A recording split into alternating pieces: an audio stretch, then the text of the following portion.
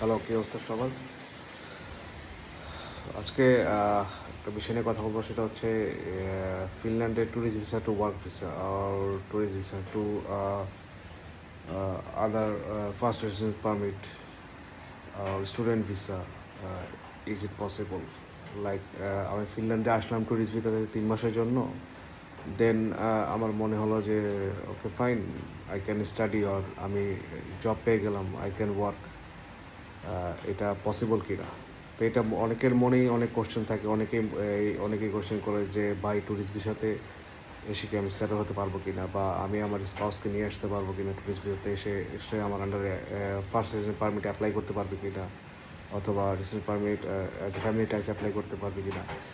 So এই কোশ্চেনগুলো আসলেই অনেকের মনে থাকে। অনেকেই এটা নিয়ে চিন্তা করে, এবং বাংলাদেশে অনেক এজেন্সিগুলোই বলে যে ট্যুরিস্ট ভিসা নিয়ে যে সেটেল হওয়া সম্ভব। আসলে এটা একটা ট্রুথ যে দিস ইজ নট পসিবল। মানে ফিনিশ গভর্নমেন্ট যেটা বলছে যে আপনি ফার্স্ট রেসিডেন্স পারমিটে যদি অ্যাপ্লাই করতে হয়, অথবা residence permit on the basis of work, অথবা যে কোনো ভিসায় যদি আপনি অ্যাপ্লাই করতে হয়, আপনি ট্যুরিস্ট ভিসায় এসে সেটা করতে পারবেন না। এটা আপনাকে বেসিক্যালি ফিনল্যান্ডের বাইরে থেকে অ্যাপ্লাই করতে হবে।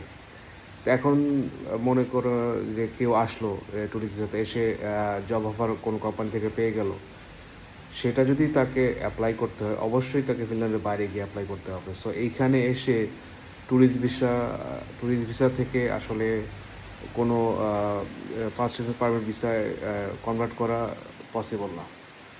এখন কথা হলো যে আহ, কেন এখানকার কোম্পানি আপনাকে ওয়ার্ক ভিসা দিবে? কারণ আপনার তো কোনো আপনি যেহেতু ট্যুরিস্ট ভিসা আসছেন, তো এটা আসলে একটা ভিসা, এটা কোনো রেসিডেন্স পারমিট কার্ড না। সো এখানে জব করতে হলে বেসিক্যালি আপনার রেসিডেন্স পারমিট কার্ড প্রয়োজন। সো এটা তখনই সম্ভব যখন আপনার residence permit on the basis of ওয়ার্কে অ্যাপ্লাই করবেন।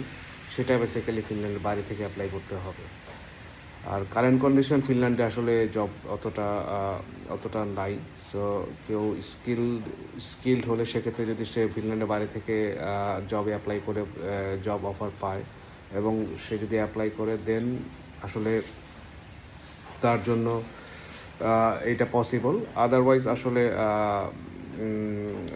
ফিনল্যান্ডে ট্যুরিস্ট ভিসা থেকে কনভার্ট হয় না। তবে প্রিভিয়াসলি যেটা হতো যে আগে স্পাউসরা যেহেতু ভিসা অ্যাম্বাসিতে ভিসা পেতে মানে অ্যাপার্টমেন্ট পেতে অনেক প্রবলেম হতো, তো প্রিভিয়াসলি এরকম হয়েছে যে অনেক স্পাউস এসে ফিনল্যান্ডে এসে then residence permit on the family basis of family টাইসে অ্যাপ্লাই করছে, but currently it is close.